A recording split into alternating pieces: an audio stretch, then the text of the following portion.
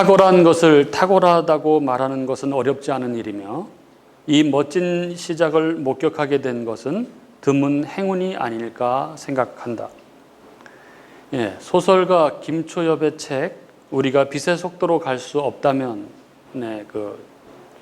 추천사에 소설가 정세량이 쓴 글입니다. 김초엽 SF 소설 우리가 빛의 속도로 갈 수 없다면 이 기존의 SF 소설과는 좀 다른 SF 소설의 새 지평을 열어가는 그러한 이 소설인데 그것에 대해서 정세량 작가가 쓴 추천사입니다. 그리고 최근 우리는 소년 피아니스트 임윤찬을 보면서 이와 똑같은 그런 생각을 했습니다. 임윤찬은 지난 18일이죠. 미국에서 막을 내린 제16회 반 클라이번 국제 피아노 콩쿠르에서 이 반 클라이번 콩쿠르 60년 역사상 최연소로 우승을 했습니다. 이 소식이 전해지고 나서 클래식을 좋아하든 좋아하지 않든 클래식을 알든 모르든 온 나라가 다 정말 난리가 나고 마음 한구석에 정말 뿌듯한 마음이 들고 K 클래식 열풍이 불기 시작한 것 같습니다. 피아노를 연주한다는 게 저런 걸까? 이런 생각이 들죠.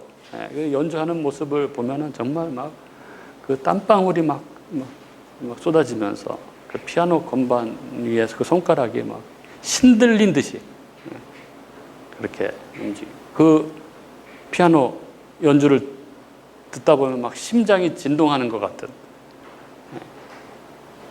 그런 감동으로 진짜 모든 사람들을 감동시킨 그런 연주였습니다. 그 결선에서 그 지휘자 마린 알솝, 세계적인 지휘자 마린 알솝이 감격해서 눈물을 훔치는 모습이 계속해서 뉴스에 나오고 했는데 그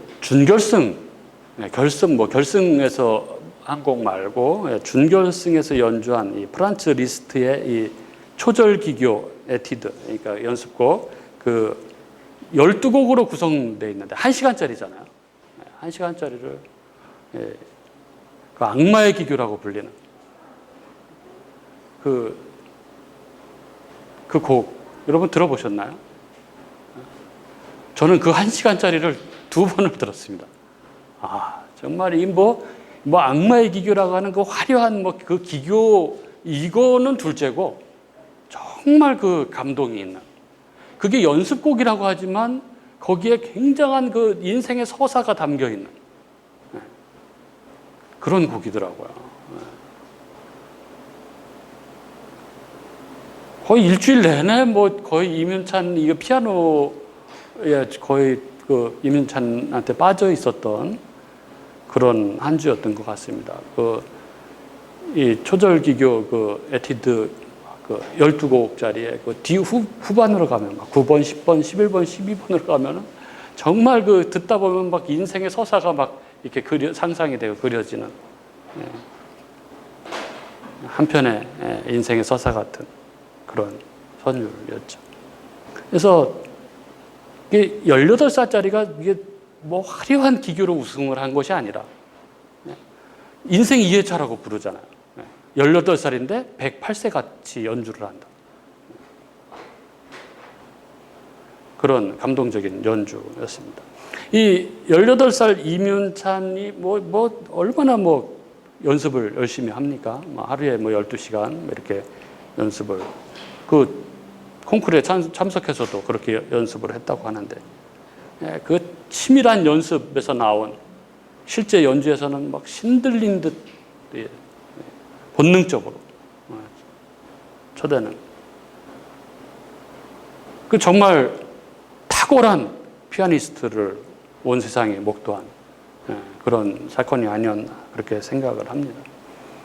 그리고 이 임윤찬의 탁월함은 그의 그 연주에서보다 저는 그가 그 우승 직후 한 그 기자회견에서의 그의 이야기, 인터뷰가 더 저는 감동적으로 다가왔습니다. 인터뷰 중에 이런 얘기가 있습니다. 그 기자가 이번 콩쿠르에서 금메달을 땄는데 이게 그 캐리어를 만드는데 당신은 어떤 야망이 있는지, 그리고 이 콩쿠르의 성취가 당신에게 어떤 영향을 주는지 이런 질문을 했는데, 이것에 대해서 임윤찬이 아주 유명한 얘기를 하죠. 자기는 자기 꿈은 사실은 모든 것을 다 버리고 산에 들어가서 피아노하고 사는 게 꿈이라고. 근데 그렇게 되면 수입이 없으니까 어쩔 수 없이 이렇게 사는 것인데, 커리어에 대한 야망은 0.1%도 자기는 없다고 그렇게 얘기를 합니다. 그리고 자기가 이 콩쿠르에 나온 이유가 커리어를 쌓기 위해서가 아니라 내년에 자기가 이제 성인이 되는데 성인이 되기 전에 내 음악이 얼마나 성숙해 있는지를 확인해 보고 싶었다고 그렇게 얘기를 하더라고요. 그리고 나서 이제 기자가 이렇게 얘기를 합니다. 이 콩쿠르에 나온 이유가 그 자기를 확인해 보고 싶어서라고 했는데, 어제 연주를 하고 나서 청중들의 굉장한 호응을 받았는데 이제 본인이 어느 정도 위치라고 생각하느냐 이렇게 질문을 했는데, 자기는 여전히 굉장히 부족하고 음악 앞에서는 모두가 학생이라고 생각을 한다. 어느 위치에 있다고 생각하지 않고 더 배우고 싶은 마음이 오히려 더 커지게 되었다. 이렇게 얘기를 하더라고요. 18살짜리가. 낮은 목소리지만 아주 또박또박 그렇게 이야기를 하는데, 정말 음악만을 사랑하는 그 순수한 그 청소년이라고 해야 합니까? 청년이라고 하기에도 너무 어린데 그의 이 탁월함을 돋보이게 하는 그런 인터뷰가 아니었나 그렇게 생각을 합니다. 우리가 룻기 2장을 지금 하고 있는데요. 지난주 우리가 말씀을 나눈 것처럼 2장에서는 한 탁월한 자, 보아스를 등장시키고 있죠. 이 시어머니인 나오미를 향한 그 헤세드, 강한 자가 약한 자를 위해서 그럴 의무가 없음에도 불구하고 자발적으로 보이는 그 충성과 헌신, 그 헤세드로 베들레헴에 온 모압 여인 룻은 이 시어머니인 나오미에게 자신의 한 충성의 맹세를 성실하게 이행을 합니다. 비록 그녀는 이스라엘 사람들이 모두 멸시하고 천대하는 모압 여인이었지만 시어머니를 공경하기 위해서 이방 땅에서 남의 밭으로 이삭을 주우러 나갑니다. 그러나 우연히 그녀가 간 밭은 그의 시아버지 엘리멜렉의 친척인 보아스의 밭이었습니다. 여기에 이렇게 유력한 자로 번역된 이 단어가 원어로는 탁월한 자라고 이렇게 말씀드렸습니다. 이 깁보르 하일, 이게 재산이 많을 뿐 아니라 사회적으로도 유능하고 존경받는 사람을 나타내는 말이라고 말씀드렸습니다. 그 탁월한 자 보아스의 밭으로 우연히 발길이 인도된 룻은 아침부터 나와서 하루 종일 겸손하고 부지런하게 성실하게 이삭을 주었습니다. 그리고 이때 오랜만에 밭에 나온 보아스가 마침 이 룻의 이 모습을 보았습니다. 이렇게 탁월한 자 보아스와 이 사랑과 겸손의 탁월한 여인 룻이 먼 발치에서 만난 것입니다. 하나님은 그렇게 우연도 자신의 장중에 두시고 일하고 계셨습니다. 그리고 오늘 본문은 그 탁월한 자 보아스가 그를 왜 깁보르 하일, 탁월한 자라고 성경 저자가 말하고 있는지에 대한 그의 삶의 모습을 우리는 오늘 본문에서 볼 수 있습니다. 남의 나라에 와서 나그네로 사는 서글픈, 이방인으로 사는 서글픈 신세임에도 불구하고 남의 밭에 나와서 떨어진 이삭을 줍고 있는 룻, 그의 삶은 정말 고달프고 처량하기 그지 없었을 것입니다. 그렇지 않겠습니까? 여러분 한번 상상을 해보십시오. 이방 여인으로서 모든 사람들이 다 멸시하는 이스라엘에 와서, 베들레헴에 와서 자기는 의지할 남편도 없는 과부로서, 다른 사람들은 추수의 기쁨으로 가득 차 있지만 자기는 추수할 땅도 없고, 그럼에도 불구하고 시어머니를 공양하기 위해서 남의 밭에 이삭을 주우러 가는 그의 삶, 그것은 처량하고 애달픈 삶이 아닐 수 없습니다. 그러나 여러분, 어떻게 보면 우리의 삶도 룻의 삶과 뭐 비슷하다고 말할 수 있을지 모르겠습니다. 우리도 룻처럼 남의 밭에 떨어진 이삭을 주우며 살아가고 있는 그런 처지라고 말할 수 있습니다. 우리 각자는 뭐 처한 상황은 달라도 대부분의 인생이 그렇게 남의 밭에서 추수하듯이 그렇게 살아가면서 어려움과 슬픔과 삶의 애증을 가지고 있기 마련이죠. 뭐 이 말씀 묵상하는 이번 주 내내 뭐 또 막 비가 억수같이 쏟아졌지 않습니까? 비가 억수같이 쏟아져가지고 카페에 사람은 하나도 없고 있는데 진짜 남의 밭에 이삭을 주스러 나온 사람처럼 그런 처량한 마음이 들었던 때도 있었습니다. 각자의 삶을 영위하기 위해서, 가족을 부양하기 위해서 우리들 대부분은 남의 밭에서 이삭을 줍는 룻과 다르지 않다고 생각합니다. 어쨌든 보아스는 남의 밭에서 이삭을 줍는 초라한 신세가 된 이 룻에게 8절과 9절에 보면 아주 정말 이렇게 할 수 있을까 이런 배려를 하죠. 룻에게 다른 밭에 가지 말고, 이스라엘 모든 사람들이 천대하고 멸시하는 이방 여인 룻에게 다른 밭에 가지 말고 여기를 떠나지 말고 자기 일꾼들과 함께 있으라 이렇게 이야기했죠. 그리고 자기 일꾼들에게는 그를 건드리지 못하도록 조치하고 목이 마를 때에는 일꾼들의 기러운 물을 마시라고 그렇게 배려합니다. 이 탁월한 자 보아스의 그 세심한 배려가 그려지고 있죠. 그리고 이런 배려에 대해서 룻이 10절에 나는 이방 여인인데, 이스라엘 모든 사람들이 천대하는 이방 여인인데 어떻게 나에게 이런 은혜를 베푸시며 나를 돌봅니까? 이렇게 묻죠.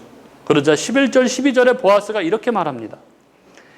내 남편이 죽은 후로 내가 시어머니에게 행한 모든 것과 내 부모와 고국을 떠나 전에 알지 못하던 백성에게로 온 일이 내게 분명히 알려졌느니라. 여호와께서 내게 행한 일을 보답하시기를 원하며 이스라엘의 하나님 여호와께서 그의 날개 아래에 보호를 받으러 온 내게 온전한 상 주시기를 원하노라. 이렇게 축복의 말을 합니다. 보아스는 룻이 한 일, 룻이 시어머니에게 행한 일들을 다 알고 있었습니다. 11에서 이렇게 이야기하고 있죠. 내 남편이 죽은 후로 내가 시어머니에게 행한 모든 것과 내 부모와 고국을 떠나 전에 알지 못하던 백성에게로 온 일이 내게 분명히 알려졌느니라. 모든 것을 다 버리고 부모와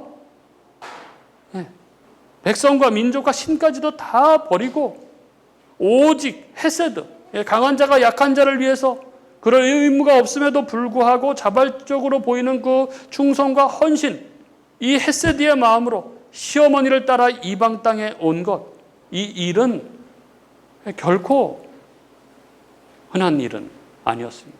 모든 것을 다 자기의 모든 것을 버리고 그 헤세드의 마음으로 이방 땅에 온 것이죠.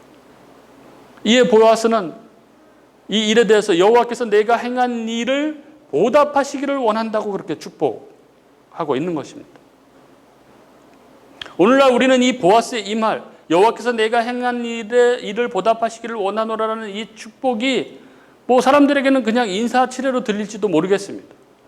그러나 과거의 이스라엘에서는 하나님의 축복을 비는 기원은 너무나도 중요하고 심오한 의미를 지니고 있었습니다. 왜냐하면 이스라엘 사람들은 여호와의 축복이 없으면 아무도 제대로 살아갈 수 없다고 굳게 믿고 있었기 때문에 그렇습니다. 그래서 룻에게 있어서도 그의 성공과 실패는 그저 우연과 팔자의 문제가 아니고 그것은 오직 인간을 축복하시는 하나님께 달린 문제였던 것이죠. 현대를 사는 우리에게 있어서도 우리는 이 점을 마음속 깊이 새길 필요가 있습니다. 하나님이 축복하시지 않으면 누구도 행복하고 인간다운 삶을 살 수 없다는 것을 우리는 깊이 생각해야 합니다. 하나님께서 능력 주시고 은혜 주심이 없이도 내가 잘 살아갈 수 있다고 생각한다면 이건 정말 심각한 문제가 아닐 수 없습니다. 어찌되었든 보아스의 이 축복의 기원, 여호와께서 내가 행한 일을 보답하시기를 원하노라는 이 기원 속에서 우리는 인간이 행한 대로 보답하시는 하나님의 개념, 하나님이라는 개념을 우리는 보게 됩니다. 물론 과거나 지금이나 하나님은 순전히 그 백성의 그 행한 일, 선을 축복하시고 악을 징계하시는 분은 아니시죠. 겉으로 볼 때는 악인이 잘 될 때도 너무나 많고, 선인이 잘못되는 것처럼 보이는 경우도 자주 있습니다. 하나님께서는 항상 기계적으로 인간의 행한 대로 보답하시는 분은 아니십니다. 그러나 하나님께서 그 백성을 다루시는 것을 보면은 그 안에는 일정한 원칙이 있다는 것을 우리는 알 수 있습니다. 그 일정한 원칙이 무엇입니까? 인간의 행함에 대한 하나님의 보답이라는 원칙입니다. 여러분, 이건 아주 분명합니다. 우리나라 교회 정서에서는 이것이 너무 과소평가되어 있죠. 인간이 너무 과소평가되어 있습니다. 또한 인간의 책임이 너무 가볍게 취급되는 경향이 있습니다. 그것은 하나님의 은혜를 너무 강조한 나머지 발생하게 된 문제일 수도 있습니다. 그래서 어찌 보면 인간의 책임을 등한시하는 것 같은 느낌이 들기도 합니다. 물론 두말할 것도 없이 모든 것은 하나님의 은혜로 우리에게 주어지는 것입니다.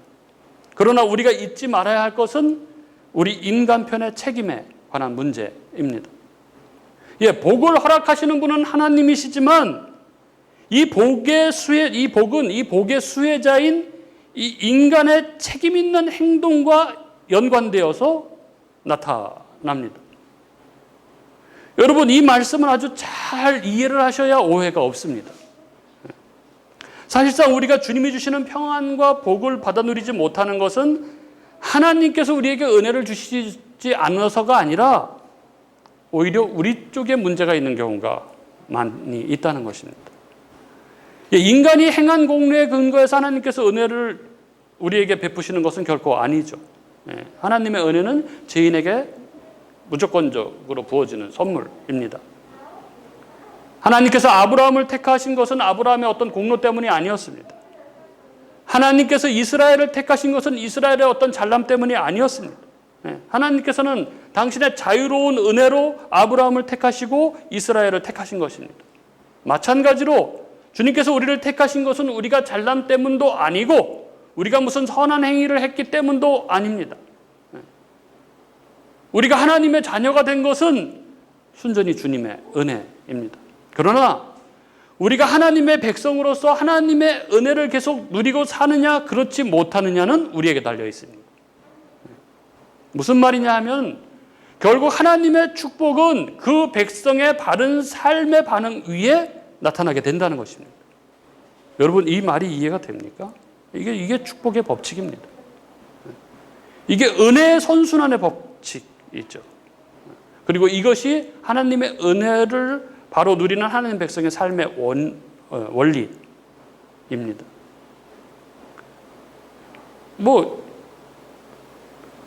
알기 쉽게 제가 생각할 때 이거를 알기 쉽게 설명을 하자면 물이 쏟아지는 그 물을 잘 받아내서 잘 돌아가는 물레방아가 많은 곡식을 받는 것과 같은 이치라고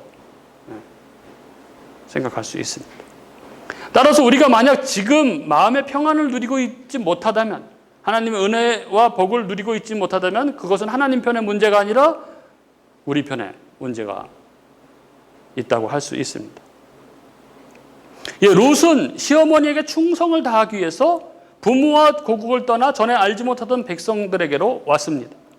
여기서 롯의 행동은 마치 창세기의 아브라함을 연상하게 하죠. 어쩌면 롯은 여자 아브라함이라고 부를 수도 있을 것입니다. 아브라함이 보인 그 위대한 결단의 행동, 즉 자기 친척 본토 아비집을 떠나는 이 결단의 행동을 롯도 한 것이죠. 하나님께서는 아브라함이 보인 결단의 행동에 축복으로 보답하셨습니다. 아브라함과 사라는 아이를 낳을 수 없는 상황이었지만 본토 친척 아버지의 집을 떠난 후 여호와 하나님의 보답으로 복을 받고 자녀를 낳아 하늘의 별처럼 땅의 티끌처럼 많은 후손을 얻게 되었습니다. 그의 삶 가운데 여러 가지 어려운 일들이 있었지만 하나님께서는 그 모든 역경 가운데서 그를 지키시고 아브라함을 보호하셨습니다. 그런데 만일 아브라함이 하나님의 은혜에 올바른 반응의 삶을 살지 않고 그 은혜에 거역한 삶을 살았다면 어떻게 되었을까요, 여러분? 우리가 그동안 계속해서 사무엘상, 어제까지 사무엘상 묵상을 했는데요. 거기 사무엘상에 사울이 그 모습을 아주 잘 보여주고 있죠. 하나님 은혜에 거역한 삶의 종말이 어떻게 되는지. 어제 그 죽고 비참하게 죽고 그 아들들 셋도 같이 죽고 그런 사울의 마지막 모습처럼 그렇게 되는 것입니다. 하나님은 당신이 그 은혜에 합당한 반응의 삶에 축복하시는 분이십니다. 그 은혜에 합당한 반응으로 사는 그 삶을 축복하시는 하나님이십니다. 이것을 너무나 잘 알고 있는 보아스는 여호와께서 아브라함에게 하신 것처럼 룻에게도 그의 삶에 보답해 주시기를 축복하고 있는 것입니다. 그런데 우리가 여기에서 주목해야 할 것은 실제로 보아스가 말하는 그 축복, 보답, 하나님의 상이 무엇인가 하는 것입니다. 보아스가 말하는 복이 무엇입니까? 그것은 다름이 아니라 여호와께서 함께 하시는 것입니다. 2장의 4절에 보면 보아스가 추수꾼들에게 여호와께서 너희와 함께 하시기를 원하노라 라고 하자 추수꾼들이 여호와께서 당신에게 복 주시기를 바라노라 이렇게 대답하는 것에서 우리는 이것을 확실히 확인할 수 있죠. 따라서 복이란 바로 여호와께서 함께 하시는 것이 분명합니다. 하나님께서 함께 하시느냐, 함께 하시지 않느냐가 우리가 복을 받느냐, 복을 받지 못하느냐 하는 것의 관건인 것이죠. 우리 교우님들, 하나님께서 함께 하시는 것이 복의 핵심입니다. 그러나 중요한 것은 하나님께서는 우리와 늘 함께 하신다는 것입니다.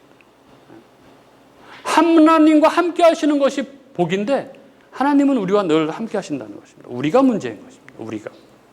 올해 우리 교회의 표어가 너는 복이 될지라인데 매일매일 말씀 가운데 우리가 하나님과 함께 하는 것, 그 복 대신 하나님께 기대는 것, 그게 복을 받는 비결인 것이죠. 그리고 한 걸음 더 나아가 보아스는 룻이 행한 행위를 이스라엘의 하나님 여호와의 날개 아래 보호를 받으러 온 행위라고 말하고 있습니다. 룻이 비록 남의 밭에서 이삭을 줍는 이방 여인이지만 그가 여호와의 날개 아래 보호받기를 원하는 이상 그에게는 소망이 있습니다. 시편 91편 이 기자는 2절과 4절에서 오늘 우리가 이 교독문에서 교독을 한 내용인데 이렇게 말하고 있습니다. 내가 여호와를 가리켜 말하기를 저는 나의 피난처요 나의 요새요 나의 의뢰하는 하나님이라 하리니 이는 저가 너를 사냥꾼의 올무에서와 극한 연병에서 건지실 것임이라. 저가 너를 그 깃으로 날개로 덮으시리니 내가 그 날개 아래에 피하리로다 라고 이렇게 노래하고 있죠. 이스라엘의 하나님은 그의 날개 아래로 그의 백성을 보호하시는 분이십니다. 마치 독수리가 날개로 자기 새끼를 보호하듯이 자기 백성을 보호하시는 분이 바로 우리 하나님이십니다. 우리는 이 구체적인 예를 출애굽기에서 볼 수 있죠. 출애굽기 19장 4절에 보면 하나님께서는 이스라엘 백성들에게 이렇게 말씀하십니다. 내가 애굽 사람들에게 어떻게 행하였음과 내가 어떻게 독수리 날개로 너희를 업어 내게로 인도하였음을 너희가 보았느니라. 하나님께서는 이스라엘을 애굽에서 건져내시고 그들로 홍해를 건너게 하시고 광야를 거쳐 이 시내산까지 인도하신 것을 독수리가 그 새끼를 날개로 업어서 나르신 것에 비유하고 있습니다. 하나님께서 그 백성을 그의 날개 아래에 보호하실 때에는 그 어떤 적도 이스라엘을 이겨낼 수 없습니다. 바로의 군대와 병거도 이스라엘을 어쩔 수 없었습니다. 홍해마저도 그들을 막아설 수 없었습니다. 물이 없어 가랄 때 하나님께서 반석에서 물을 내셨고 먹을 것이 없을 때는 하나님께서 만나를 광야에서 매일같이 공급하시고 그들을 구름 기둥과 불 기둥으로 그들을 보호하셨습니다. 보아스는 이스라엘이 이 광야 40년 동안 여행하는 동안 하나님께서 그들을 어떻게 보호하셨는지를 너무나 잘 알고 있었습니다. 이스라엘은 광야 40년 동안 여호와의 날개 아래에서 모든 어려움을 다 이기고 살아갈 수 있었던 것입니다. 실제로 우리 그리스도인들의 신앙에 있어서는 이것은 너무나 중요한 것입니다. 신앙은 특별한 그 무엇이 아닙니다. 신앙이란 그 어떤 상황 속에서도 오직 하나님 한 분만을 신뢰하고 의지하고 그의 날개 아래에서 피하여 살아가는 것입니다. 하나님께서 모든 것을 내 모든 삶을 인도하시며 풍족하게 주실 것이라는 것을 믿고 어떤 상황, 어떤 처지에 있던 간에 그 하나님을 의지하며 그의 날개 그늘 아래에서 충실히 일상을 살아가는 것을 말하는 것이죠. 하나님께서는 이렇게 자기만을 신뢰하는 자를 축복하십니다. 자기만을 의뢰할 것을 하나님께서는 원하십니다. 그래서 하나님께서는 이렇게 당신 백성들이 당신만을 의지하고 당신만을 신뢰하도록 하기 위해서 당신 백성들을 구원하셔서 바로 가나안으로 들이지 않고 광야 생활을 하게 하신 것입니다. 그 이유가 무엇입니까? 이 인간이란 원래 피조물, 창조주 의존적 존재, 하나님을 의지해서 하나님으로부터 부어지는 그 모든 복을 받아 누리며 살아가는 존재였던 것이죠. 그런데 그 하나님 의존적 존재인 인간이 하나님을 의지하지 않고 내가 왕이 되어서 내가 마음대로 살아가기 위해서 하나님의 명령을 거역하고 선악을 알게 하는 나무의 열매를 따 먹은 것입니다. 그래서 타락을 한 것이죠. 그리고 구원은 이 백성을, 이 자기중심성, 자기가 왕이 되어서 자기 마음대로 살아가는 이 자기 백성을 하나님을 의지하고 하나님을 신뢰하며 살아가는, 하나님 말씀에 복종하는 자로 만들어가는 것, 그게 하나님의 구원 경륜의 핵심인 것이죠. 그러나 이 복음을 모르는 사람들은 이 같은 하나님의 구원 경륜을 모르기 때문에 이런 방법, 하나님의 방법을 싫어하는 것입니다. 대부분 구원받은데 바로 왜 하나님 나라에 들어가지 못하느냐? 왜 내 삶은 바로 행복의 삶으로 그렇게 계속 살아가지 못하느냐? 이렇게 불평하는 것이죠. 그러나 하나님 나라는 아무나 들어가는 곳이 아닙니다. 의로우신 하나님 앞에 설 수 있는 자는 의로운 자만이 설 수 있는 것입니다. 그 의로운 자, 거룩한 자로 만들어 가시는 과정이 이 광야 생활, 이 교회 생활, 신앙 생활인 것입니다. 그래서 하나님이 진정 하나님이 되시고 나는 그의 백성이 되는 것. 그게 거룩입니다. 그게 거룩. 그래야만 하나님 나라에 들어갈 수가 있는 것입니다. 이것이 하나님께서 출애굽한 이스라엘 백성들을 바로 가나안으로 들이지 않으시고 광야 생활을 하시게 한 이유이죠. 신명기 8장 2절 3절은 이 부분에 대해서 이렇게 말씀합니다. 내 하나님 여호와께서 이 40년 동안에 내게 광야길을 걷게 하신 것을 기억하라. 이는 너를 낮추시며 너를 시험하사 내 마음이 어떠한지 그 명령을 지키는지 지키지 않는지 알려 하심이라.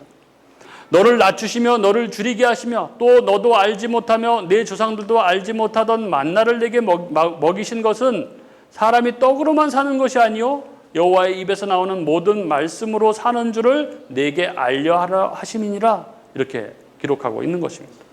그래서 우리가 이 광야의 시간을 통해서 이 신앙생활, 이 교회생활을 통해서 거룩, 오직 하나님만을 의지하는 백성으로 성숙해 가는 것, 이 하나님 백성으로 만들어져 가는 것입니다. 그리고 그런 자들이 결국 하나님 나라 가나안으로 들어가게 되는 것이죠.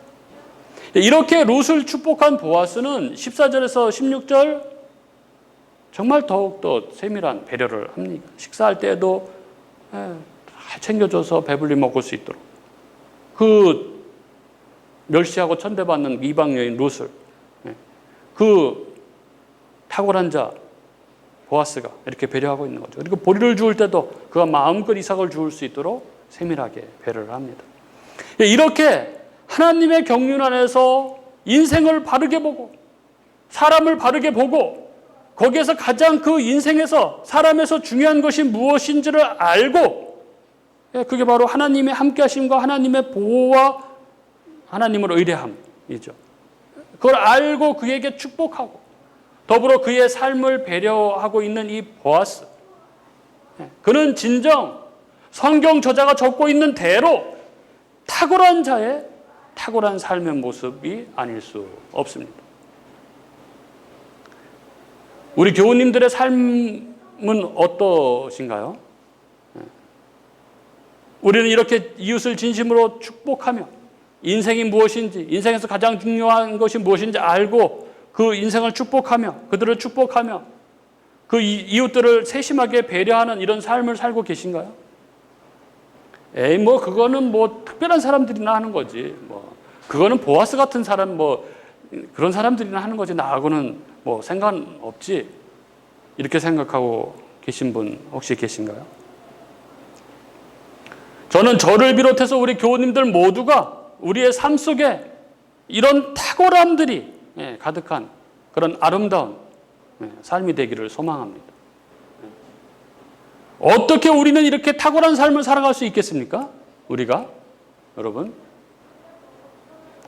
제가 앞서 설교 초두에 이 탁월한 한 소년 피아니스트 임윤찬 군에 대해서 이야기를 했었는데 그제 SBS 이 커튼콜, 이 SBS 이 골라 듣는 뉴스룸의 이 공연 문화 전문 팟캐스트 이 커튼콜이라는 게 있는데 거기에 그의 탁월함이 어디에서 나오는 건지에 대한 이야기가 나왔습니다. 그 커튼콜에 누가 초대되어 나왔냐면은 바로 임윤찬이 자기에겐 종교 같은 분이라고 이야기하는 그의 스승 손민수 교수가 나와서 1시간 반 가까이 하는 대담을 했는데 참 시간 가는 줄 모르고 들었습니다. 그 손민수 교수도 워낙 유명한 사람이잖아요. 굉장히 그 탐구하는 그 연주자라고 불리는 그 손민수 교수가 그 임윤찬 제자 임윤찬 이번에 콩쿠르에서 우승한 최연소 우승한 임윤찬에 대해서 이렇게 말합니다. 임윤찬이 그 2017년 그 예원 그 중학교를 예원학교를 수석으로 졸업하고 한국예술종합학교에 입학을 했는데 이제 그때 2017년에 이제 제자를 맞이해서 지금까지 이제 가르치고 있는 것이죠. 그런데 그저께 한 얘기예요. 2017년부터 임윤찬 우리는 모르고 있었지만 임윤찬이 굉장히 유명한 음악하는 분들한테는 굉장히 이미 유명한 사람이었더라고요. 근데 이 어린 임윤찬의 연주회를 거의 빠지지 않고 자기는 갔다는 겁니다.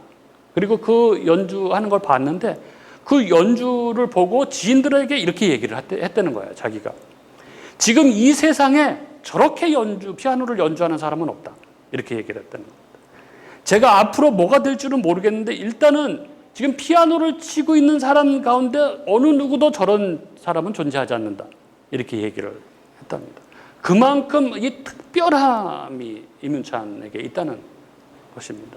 그러면서 그 임윤찬의 그 탁월함에 대해서 이렇게 얘기합니다. 그 힘은 이거인 것 같다 이러면서 이렇게 얘기를 합니다. 뭐라고 얘기하냐면은 오로지 음악이 요구하고 있는 스피릿과 캐릭터 속으로 자기 자신을 완전히 밀어넣어서 하나가 되어버릴 수 있는 그 과정을 나름대로 터득한 것 같다. 그래서 윤찬이의 연주를 보면 때로는 작곡가하고 가장 사적인 공간에서 둘만이 대화하는 것 같은 느낌이 든다. 그 작곡가가 요구하고 있고 그 작곡가가 이야기하고 싶어하는 그 메시지를 담아내기 위해서 그는 외길을 간다. 그래서 그런 연주가 가능한 것 같다. 이렇게 이야기를 하더라고요. 그러면서 그 음악 전문 기자와 그 임윤찬의 이 이야기를 하는데 임윤찬이 어떤 한 곡을 연주하기 위해서는 그 작곡가에 대한 모든 것들을 다 찾아서 그 작곡가의 마음을 이해하려고 그 정말 찾을 수 없는 자료들을 찾아서 읽고 막 책 관련 서적들을 읽고 그렇게 해서 작곡가와 단 둘이 만나는 과정을 가진다는 것이죠. 그것이 그를 탁월한, 아무도 이 세상에 존재하지 않는 탁월한 피아니스트를 만들어내는 힘이라고 그렇게 이야기를 하는 것을 들었습니다. 우리는 대부분 일상을 살아가면서 이런 탁월한 삶을 살아가지 못합니다. 우리가 어떻게 이런 탁월한 삶을 살아갈 수 있겠습니까? 그것은 이 윤찬이의 모습에서 우리는 힌트를 얻을 수 있습니다.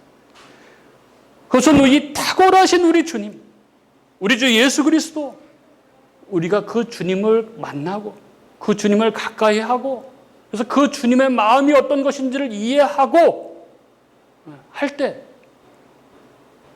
가능한 일이라고 생각합니다. 아마도 보아스도 그 율법 안에서 치열한 싸움 속에서 하나님을 깊이 만나고 하지 않았을까, 그런 짐작을 합니다.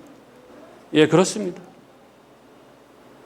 우리의 삶, 우리가 일상 가운데 바쁘게 살아가면서 세상 사람과 다름없는 그런 삶을 살아가는 우리가 그리스도인으로서 어떻게 탁월한 삶을 살아갈 수 있는가? 그것은 우리 주님을 만나는 것입니다. 말씀 안에서 탁월하신 예수 그리스도를 만나는 것입니다. 그래서 말씀 안에서 그분의 심장을, 그분의 마음을 함께 공유하는 것이죠. 그래서 제가 광고할 때마다, 제가 설교할 때마다 매일 말씀 묵상을 그렇게 강조하는 이유가 바로 여기에 있습니다. 우리는 매일매일 말씀 안에서 우리 주님을 만나야 합니다. 궁금하지 않습니까? 오늘 주님이 나한테 어떻게 말씀하실까? 오늘 내가 주의할 것이 무엇이고, 내가 더 신경 쓸 것이 무엇이고, 그걸 오늘 나에게 말씀하시기 위해서 기다리고 계신 그 주님이 궁금하지 않습니까? 저는 두근거리는 심정으로 말씀을 엽니다. 그리고 그 말씀 안에서 주님이 주시는 말씀을 붙들고 그렇게 살아가려고 노력합니다. 그렇게 매일매일 우리가 말씀 안에서 주님을 만나고 주님의 심정을 이해하고, 그리고 그렇게 살아간 우리가 주일에 이렇게 모여서 공동체 예배 가운데에서 우리에게 말씀하신 하나님의 음성을 듣고 그 말씀으로 우리의 삶을 조명하고, 그래서 우리가 새롭게 결단하면서 나아갈 때 우리 삶 가운데는 우리 주님의 향기가 가득한 그런 탁월한 그리스도인의 삶의 모습이 우리 삶 가운데 가득하리라고 그렇게 확신합니다. 그런 삶을 살아가는 저와 여러분이 될 수 있기를 주님의 이름으로 축복합니다.